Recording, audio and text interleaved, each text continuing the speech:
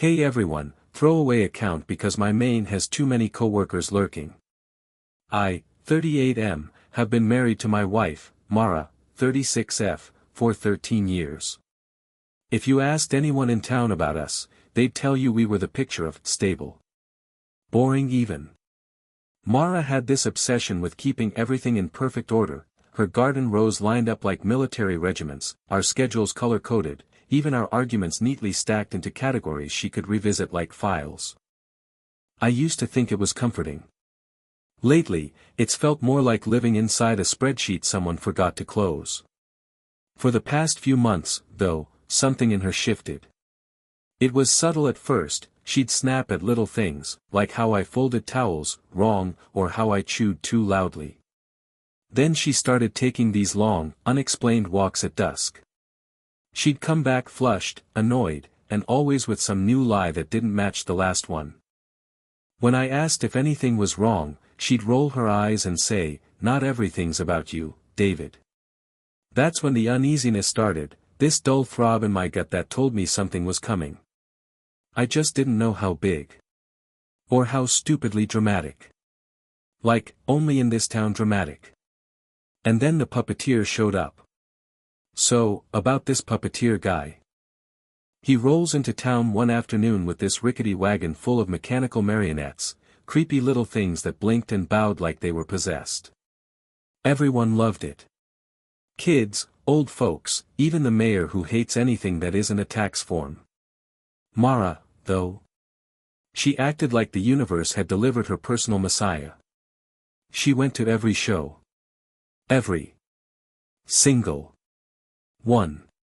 At first, I didn't think much of it. She likes artsy stuff, and I'm more of a fix things in the shed guy. But then she started dressing up for the performances. Like, actually putting on makeup and perfume just to stand in a crowd of toddlers and wooden puppets. One night, after a show, she stayed out unusually late. I texted her, no answer. Called, straight to voicemail. When she finally came home, she was jittery, like she'd chugged 6 coffees. Her hair was messy too, the kind of messy that doesn't happen from watching puppets dance. I asked where she'd been. She literally scoffed at me and said, "Oh my God, David, I was helping him fix a broken gear. You wouldn't understand, you're not mechanical." First of all, I literally am mechanical. I fix HVAC units for a living. Second, she said it with this tone like I was some bothersome child tugging at her sleeve. That was the first moment I felt that cold, sinking certainty in my chest, like someone had tied a rope around my ribs and pulled hard. Something wasn't right. Alright, buckle up, because this is where things start getting weirdly theatrical. Like the universe heard puppeteer and decided to commit to the bit. After that night of fixing gears, Mara started acting like she was starring in some kind of low-budget mystery drama. She'd leave the house before sunrise to check on the squash blossoms, even though the garden is literally 10 feet from our back door. She started guarding her phone like it contained nuclear codes. And she'd get furious, I'm talking full eye roll, sighing like I'm an inconvenient ghost furious, if I asked normal husband questions like, "Hey, what's for dinner?" or "Do we still have laundry detergent?" But here's the part that really messed with me, she kept pretending nothing was wrong. She'd say things like, "You're imagining things," or "You're being paranoid," or my personal favorite, "You're just threatened because someone more interesting is in town." Like, hello. If your wife tells you you're jealous of a puppeteer with a wagon full of blinking dolls, something has gone off the rails. Then came the day everything shifted. I was leaving work early because a client rescheduled, and as I walked through the town square, I saw Mara.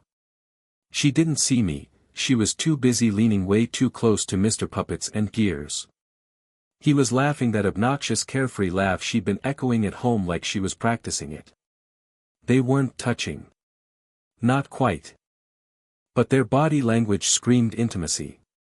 Her hand was on his arm. He leaned in like he was telling her a secret meant for lips, not ears. And the way she smiled, God, it was the kind of smile she hadn't given me since our honeymoon. I just stood there like some stunned background character in my own life. My heart was pounding so hard I could hear it. My palms were sweating.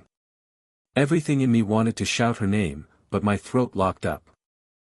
I felt this mix of disbelief and dread, like watching a slow-motion car crash where you recognize the passengers. Then, before I could decide whether to confront her, something happened that snapped the whole scene in half.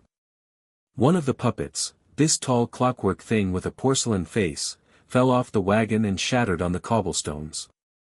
The crowd gasped, the puppeteer swore, and Mara jumped like she'd been caught doing something worse than talking. She looked around. And for a split second, just a second, our eyes met across the square. Her expression? Pure panic. Not guilt. Not embarrassment. Panic. She turned away so fast you'd think I'd imagined the whole moment. But I hadn't. That look said more than any word she'd later throw at me. That was the exact second everything clicked together like a puzzle piece I never wanted to finish. Something was going on. And whether I liked it or not, I was about to find out exactly what. The day after the puppet shattering incident, I woke up with this buzzing in my chest, like my body knew something before my mind did. Mara was already gone. Again. She'd left a note on the counter that said, "Out. Don't wait up." That was it. Not even her usual fake, polite signature curl at the end of her name. I tried to go about my morning like nothing was wrong, coffee, shower, pretending not to spiral, but my brain kept replaying her panicked expression from the town square. It was like it had been branded behind my eyelids. I wasn't planning to snoop. I want to be clear about that. I genuinely wasn't. But while looking for the tape measure in her gardening bag, yes, I know that sounds like the setup to a lie, but it was literally where she last put it, I found something. Her phone. Unlocked. Normally she guarded that thing harder than a dragon hoards gold. And it was just, sitting there. Screen lit. As if the universe threw me a bone and said, "Here. You ready?" I shouldn't have looked. I did anyway. At first it was just normal stuff, shopping lists, a text thread with her sister where she complained I didn't get her artistic soul, whatever that means. But then I saw a contact saved under a ridiculous alias, Gear Guy Clownface. Come on. I tapped it. Instant regret. There were messages. A lot of messages. Some were harmless. Most weren't. Flirty jokes. Late-night confessions. Him telling her stories about towns he'd visited and her responding with emojis she hadn't used with me in years. And then the worst one. Him, "Last night meant more to me than you think." Her, "Stop. You know I can't talk about that. Not here." Him, "You coming by tonight?" Her, "Maybe. If he minds his own business for once." I swear my vision tunneled. I felt heat in my face, but my hands were ice cold. My brain kept trying to rationalize, trying to soften the blow, but the truth was loud and sharp. She'd slept with him. And she'd lied about everything. Then, right when I was standing there in the kitchen holding her phone like a live grenade, something happened that made the whole moment even more surreal. The front door slammed open. Mara stormed in, out of breath, holding, of all things, a broken puppet head. She froze when she saw me. Her eyes flicked from me, to her phone, to my expression. And right there, before either of us said a word, I watched her face morph into this cold, calculating mask. Like she was flipping through excuses in her mental filing system. Then she said, "Why are you going through my things, David?" Not, "What's wrong?" Not, "I can explain." Not even, "It's not what it looks like." Just blame. Immediate blame. My heart felt like it dropped out of my body. And that, right there, was the moment I stopped wondering if I was paranoid, and started realizing just how deep this betrayal went. So there I was, standing in the kitchen with her phone in my hand like it was proof of a crime, which, honestly, it was. Mara was still clutching that creepy puppet head like I had some explaining to do. The tension was so thick I swear even the tile grout could feel it. I didn't yell. I didn't accuse. I just said, very calmly, I saw your messages. Her jaw clenched. Not in guilt, more like annoyance. Like I just pointed out she'd missorted one of her precious color-coded calendar boxes. She didn't ask which messages. She didn't ask how much I'd read. She went straight to snapping, you had no right to look through my phone. I stared at her, waiting for anything resembling remorse. But nope, she was doubling down. She tossed the puppet head onto the counter like it was my fault it existed. I can't believe you invaded my privacy, she said, pacing like she was the one who had been wronged. Do you know how controlling that looks, David? Controlling. Controlling. I felt something twist in my chest. Not anger yet, more like disbelief wearing the clothes of anger, trying them on in front of a mirror. I said, you've been lying to me for weeks. She scoffed. I told you, nothing is going on. You're reading things out of context. So I quoted the messages verbatim. Her face didn't even flinch. Instead she said, he's dramatic. He flirts with everyone. You know how artists are. Like she was describing some quirky stray cat she occasionally fed, not a man she'd slept with behind my back. I said, did you cheat on me? She crossed her arms. You're overreacting. I repeated the question. Her eyes darted to the floor. Then to the counter. Then to the door. Everywhere except my face. Finally she muttered, it wasn't cheating. It was just, a moment. A mistake. And if you hadn't been so distant lately. There it was. The shift. The pivot. The subtle shove of blame squarely onto my chest. Sudden excuses poured out of her like she'd rehearsed them. Asterisk, you never make me feel seen. Asterisk, he listened to me in a way you don't. Asterisk, it didn't mean anything. Asterisk, stop making this a big deal. Asterisk, you're being dramatic. And the worst one. Asterisk, honestly, David, I think you're just jealous because he has passion. I laughed. Not because it was funny, but because I couldn't believe how brazen she was being. That's when her whole demeanor shifted again. Her voice cracked, not with genuine emotion, but with frustration that her narrative wasn't landing. And then she slammed her hand on the counter so hard the puppet head rolled onto the floor like it was trying to escape this mess too. You're going to ruin our marriage over one tiny lapse in judgment, she snapped. 13 years and this is what breaks you. Breaks me. As if I hadn't already been quietly fracturing for weeks. I felt something inside me finally give way, not with a snap, but with a quiet, exhausted sigh. A kind of internal collapse. The realization that the woman standing in front of me wasn't the Mara I thought I married. Or maybe she was, and I was only now seeing the truth. That was the moment I knew the confrontation wasn't about getting answers anymore. It was about deciding what to do with the ones I already had. After the confrontation, everything inside me went strangely quiet. Not calm, more like the eerie silence after a storm passes, when you're standing there surrounded by broken branches and wondering how long it's been since you last breathed. Mara must have sensed the shift, because she suddenly changed tactics again. She tried softening her voice, stepping closer, reaching for my arm like she could just smooth this whole thing over with a little faux tenderness. David, she said, don't make this into something it's not. But her voice had this brittle edge, like she didn't actually believe her own words. Or maybe she was terrified the story she'd built so carefully was starting to unravel. I stepped back before she touched me. Not dramatically, just enough to make it clear I wasn't doing this little performance with her. She scowled immediately, like my refusal was somehow disrespectful. What do you want me to say? She snapped. Do you want me to grovel? Cry? Is that what you need from me right now? I didn't respond.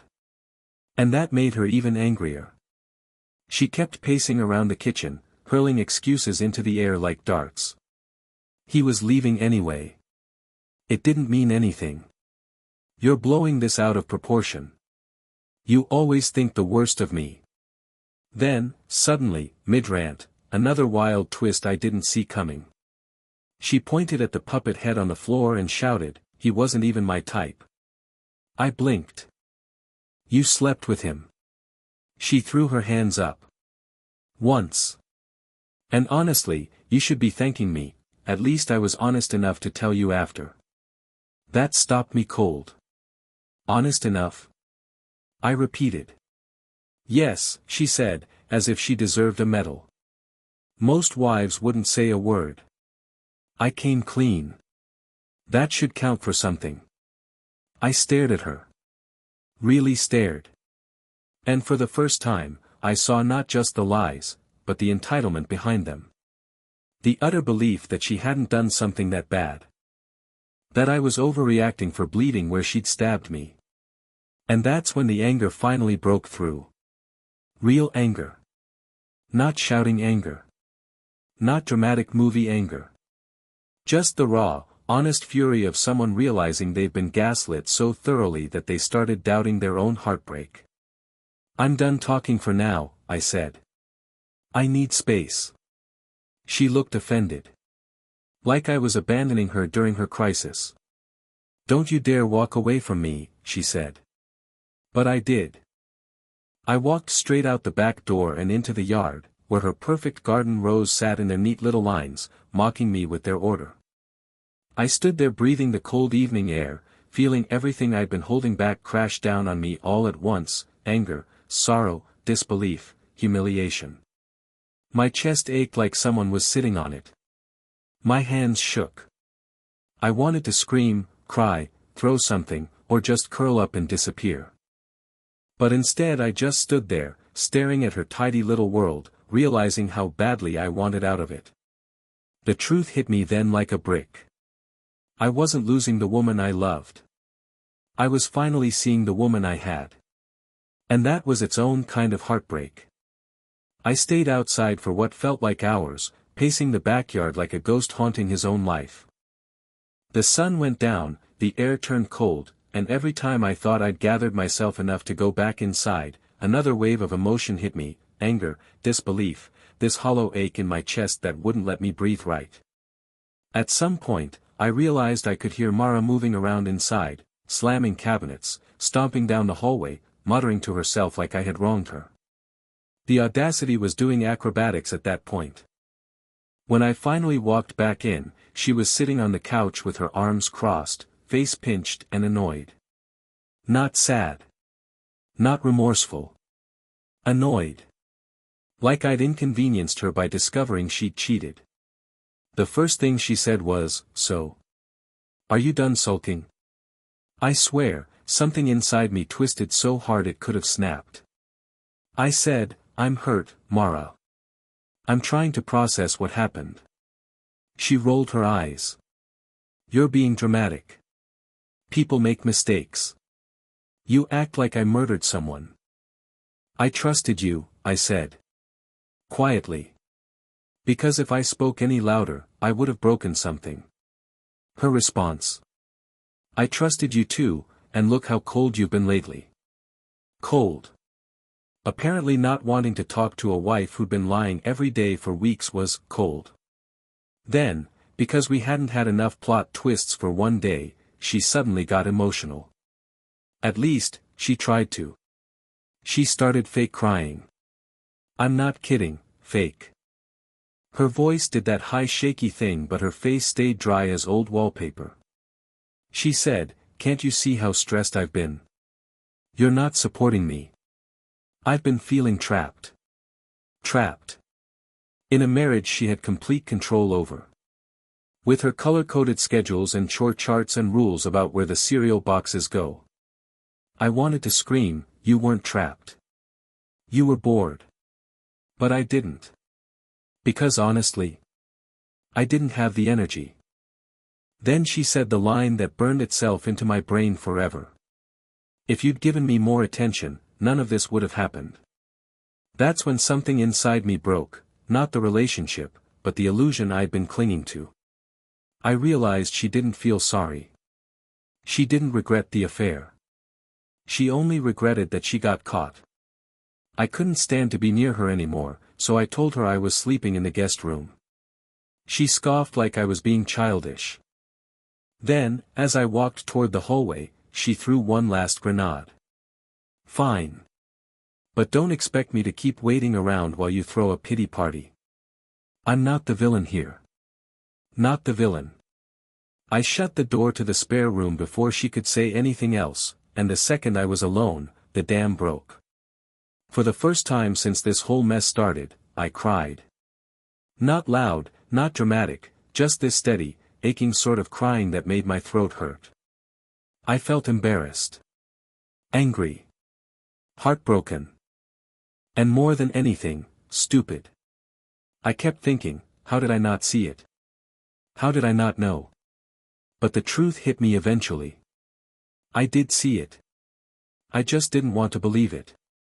And now I couldn't unsee a single thing. I barely slept that night. Every time I closed my eyes, the messages replayed in my head like some sick highlight reel I never asked to watch. Around 3 a.m., I finally drifted off, only to wake up 2 hours later to the sound of whispering. At first I thought it was the TV.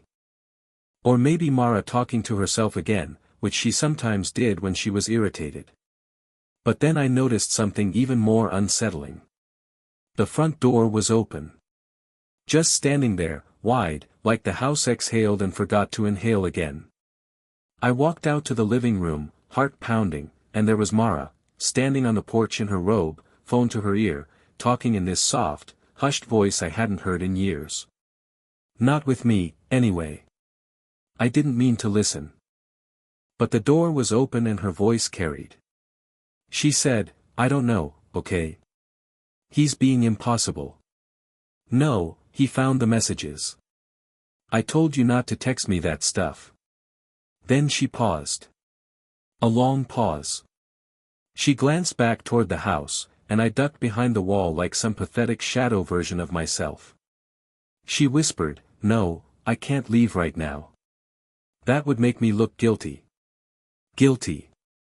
As if she was in the middle of a PR strategy, not a marriage. Then, this part still makes me nauseous, she actually laughed. A soft, flirty little thing. The same laugh I'd heard in the town square. She said, you worry too much. He won't do anything. He's predictable. Predictable. That one hurt more than it should have. Like she'd turned my stability, the thing she always claimed she loved, into a flaw. I stepped outside. I didn't slam the door. I didn't stomp. I just walked onto the porch until she noticed me. Her smile vanished instantly. She hung up without even saying goodbye. What are you doing up? She snapped. I could ask you the same. She crossed her arms, shifting into defense mode so fast it was almost impressive. I was getting fresh air. At 5:30 in the morning? I asked. While whispering into your phone. She glared. You're spying on me now? I stared at her, genuinely stunned by how smoothly she could pivot blame. Mara, the door was wide open. Oh my God, she said, rolling her eyes. You're making conspiracies out of nothing. Who were you talking to? She paused. And for a split second, just long enough for me to see it, her face flashed with guilt. Then she shrugged. My sister. You don't whisper with your sister. Maybe I didn't want to wake you. You were outside. Well, maybe I didn't want to wake the neighbors. At this point, her excuses were so sloppy I almost felt insulted. Like she didn't even think she needed to try anymore. I said, were you talking to him? Her eyes narrowed. You're obsessed. This is getting pathetic. That one hit differently, not like a stab, but like a kick to the ribs. Sudden. Sharp. Meant to hurt. Then, in true Mara fashion, she pivoted into some completely unrelated drama as if that would reset the narrative. She pointed behind me and said, "Great. Now the cat got out. This is exactly what I mean, David. You're so reckless. We don't even have a cat." "Not kidding. No cat. No pets. Never have." That's when I realized something. She wasn't just lying to cover her tracks. She was lying, habitually. Reflexively. As a weapon. As a shield. As a way to regain control. I didn't say a word. I just walked back inside and left her on the porch with her imaginary cat and her real mess. When I reached the bedroom, I finally let myself acknowledge a terrifying truth. This wasn't a one-time mistake. This wasn't a moment of weakness. This wasn't fixable through some tearful apology she'd never give. This was who she was now. Or maybe who she'd always been. And standing there in the dim morning light, I felt something colder and heavier than anger settle in. Acceptance. Not that I deserved this. But that staying with her might destroy me faster than leaving ever could. After the porch incident, I felt this strange clarity settle over me. Not calm, calm is too gentle a word. More like the fog had finally burned off and I could actually see the wreckage of my life with both eyes open. Mara came back inside a few minutes later, still muttering under her breath about ungrateful husbands and people blowing things out of proportion. She didn't acknowledge the conversation we just had. She didn't apologize. She didn't even look at me. She just brushed past like I was an inconvenient piece of furniture that needed dusting. That was the moment I realized I didn't want to fix this anymore. Around noon, she tried to act normal, making herself tea, humming like she was auditioning for a commercial. Then, out of nowhere, she walked into the living room where I was sitting and said, "So, are we done with the drama yet?" Her tone made it sound like I'd thrown a tantrum about misplacing my car keys, not uncovering an affair. I said, "I think we need to take a break." Her eyes widened. Not in fear. Not sadness. Offense. "A break?" She repeated, like I'd just suggested we sacrifice the garden to a pagan god. "David, don't be ridiculous. Couples don't break up over one mistake." "One mistake?" I said. "Mara, you've lied to me for weeks. You've blamed me for things you did. You've treated me like the villain in my own home." She crossed her arms tighter. "So you want a divorce?" "No," I said. "Not yet. I want space. I want time to think." She let out this sharp laugh. "Think about what? Whether you can handle being married to someone with passions?" Passions. The word made me see red, not the kind of red that makes you yell, but the quiet kind that turns everything inside ice cold. "I'm going to stay at my brother's for a few days," I said. That made her freeze. Her jaw locked. Her eyes narrowed. And then she went full wildfire. "Oh, so you are running away," she snapped. Typical. You can't handle real emotions, so you just pack up and run. Do you think your brother actually wants you there? Do you think anyone wants to deal with you when you're like this? It should have cut me. 3 days ago, it would have. But I just stood there, listening to her tear into me with all that misplaced anger, and I felt nothing. Just exhaustion. When she realized her words weren't landing, she changed tactics again. "Fine," she said, voice suddenly soft. "Go. But don't be surprised if things are different when you come back." She said it like a threat dressed up as a warning. I grabbed a duffel bag and started packing, the bare essentials. Toothbrush.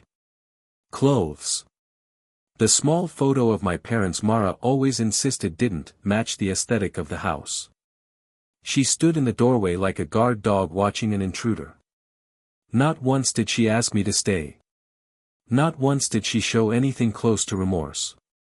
As I zipped the bag shut, she said, "If you walk out that door, I won't be waiting around forever. I looked at her, really looked at her, and realized for the first time that I wasn't afraid of losing her. I was afraid of losing myself if I stayed. I picked up the bag. Walked to the door. Opened it. And then, right as I stepped out, she shouted after me.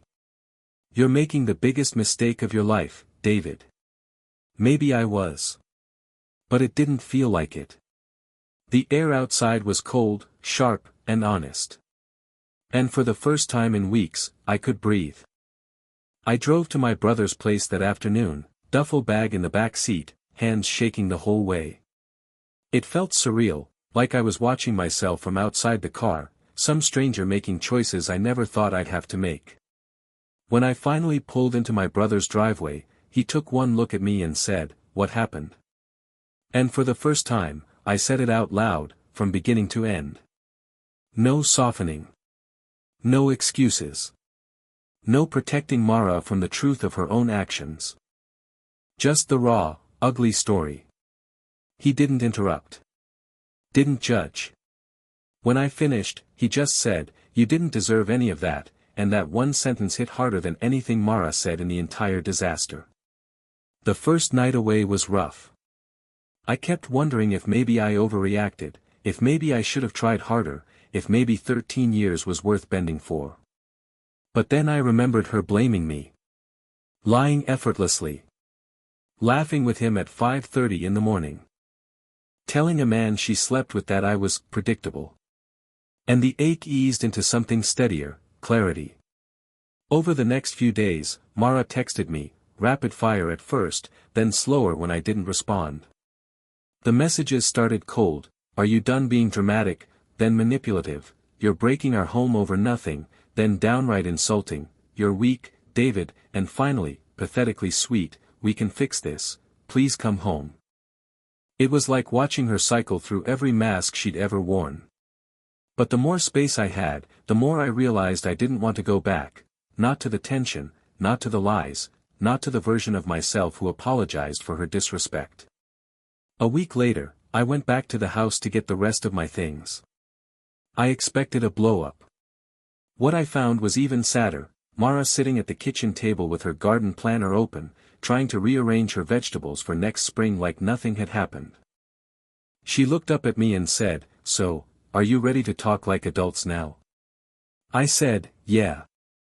I am." I told her I wanted a separation. Not a break. A real one. She froze. Her face went blank, not sad, just blank. Like she'd run out of strategies.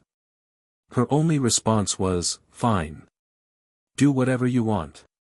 No fight. No apology. No attempt at accountability. Just a door closing quietly on something that had already died weeks before.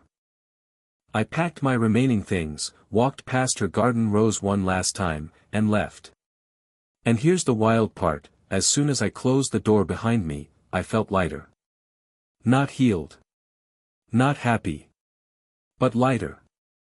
Like I'd been carrying a backpack full of stones and finally set it down.